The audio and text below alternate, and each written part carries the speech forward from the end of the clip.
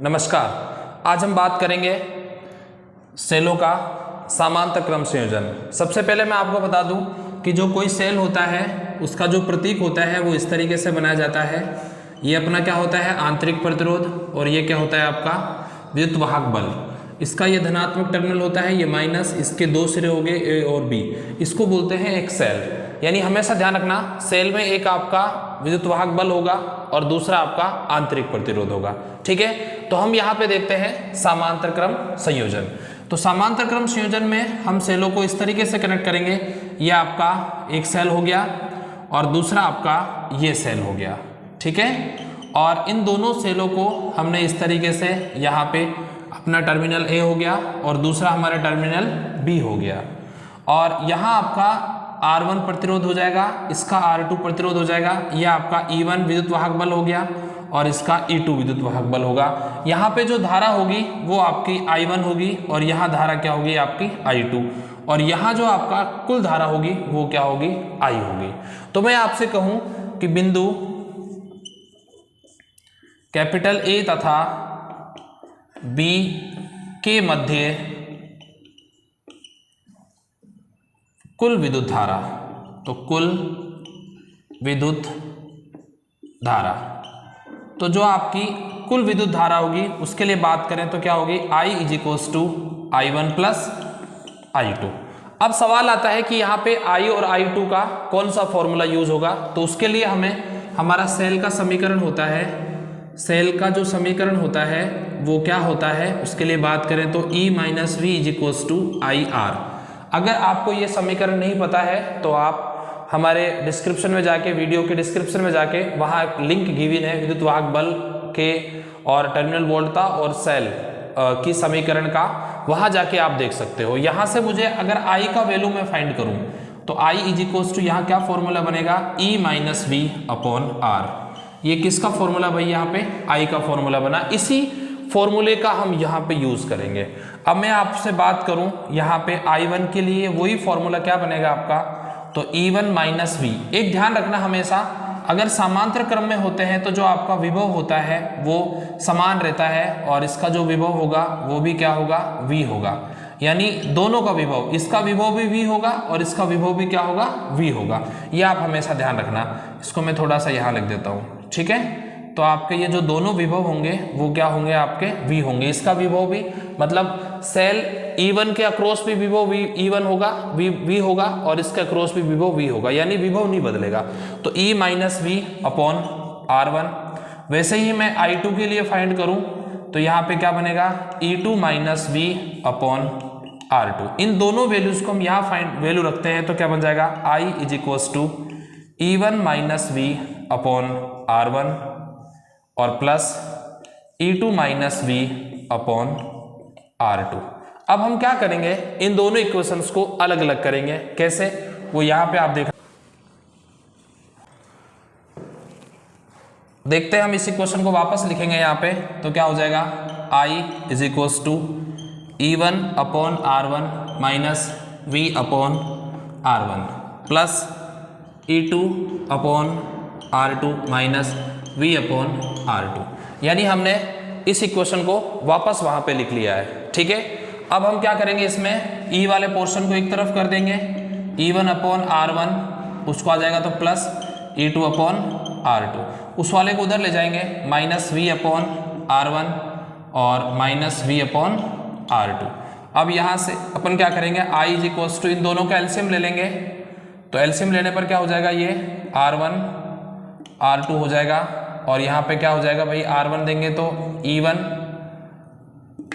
अपन ऐसे करेंगे, अब इसमें से -V कॉमन ले लेंगे तो क्या लिखेंगे, I = E1/R1 प्लस E2/R2, और -V कॉमन ले लिया तो क्या बचा, 1/R1 प्लस 1/R2। अब हमारा जो फॉर्मेट है ये I = इक्विवेलेंट R इक्विवेलेंट वाला बन रहा है, लेकिन यहाँ पे अपने को ये फॉर्मेट नहीं चाहिए। अपने को जो फॉर्मेट चाहिए, अगर मैं आपके लिए बात करूं तो वो फॉर्मेट अपने को ये चाहिए। मैं यहाँ से लिख रहा हूँ आपको, V = E equivalent -I R equivalent. ठीक है, अब देखो इधर इक्वल के इधर V चाहिए और यहाँ पे क्या है I।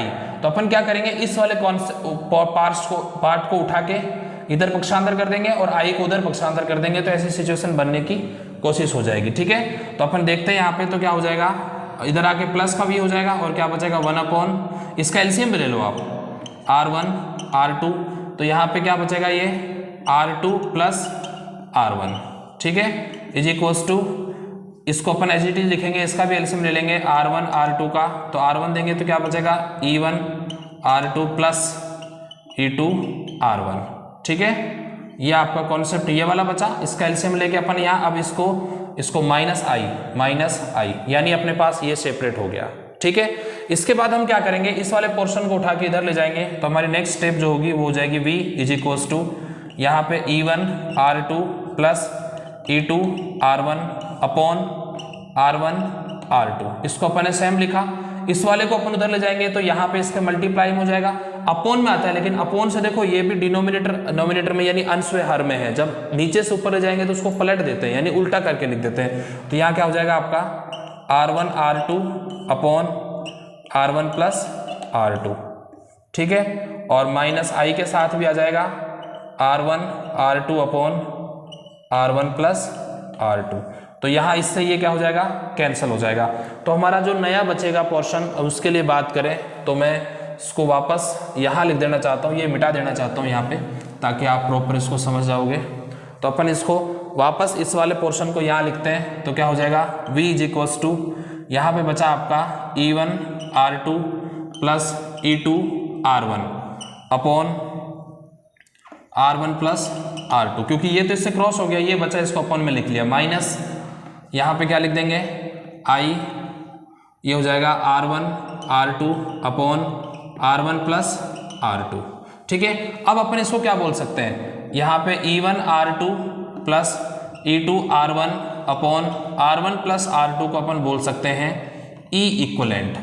और आपका जो दूसरा आ गया उसके लिए बात करें, यहाँ पे R1 R2 upon R1 plus R2 को अपन क्या बोल सकते हैं, यहाँ पे R इक्वलेंट। इन दोनों की वैल्यू रखें तो यहाँ से इक्वेशन बनेगी हमारी v is equals to E equivalent minus I R equivalent.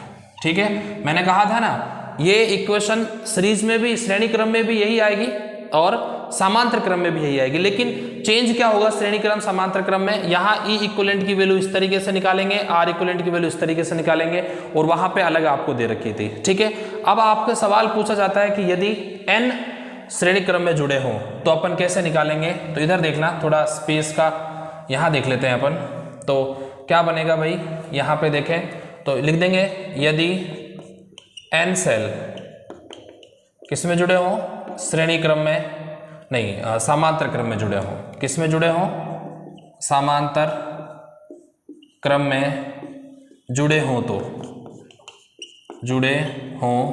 तो हमारा जो E इक्वलेंट है वो क्या आ जाएगा, वहां से देखें, देखो अब जो ये E इक्वलेंट है ना, इस फॉर्मेट से बनाया भाई, इसी फॉर्मेट से तो हमने ये बनाया है। अगर इसी फॉर्मेट की बात करें तो यहाँ पे आ जाएगा E equivalent upon R equivalent is equals to E1 upon R1 plus E2 upon R2 plus dash dash dash EN upon RN। ये आप हमेशा ध्यान रखना। सर आपने यहाँ तो वहाँ तो केवल E इक्वलेंट लिखा था, यहाँ तो E इक्वलेंट लिखा था, लेकिन यहाँ पे आपने जब ऐसे लिखा तो अपॉन में R इक्वलेंट भी लिखा था। जब आप इसको ओपन करोगे तो वो उस तरीके से सर्कल बनेगी। अब यहाँ पे ऊपर तो E इक्वलेंट चल रहा है, नीचे 1/R1 प्लस 1/R2, ये क्या चल रहा है, R इक्वलेंट चल रहा है, इसलिए अपने को ऐसा लिखना पड़ेगा।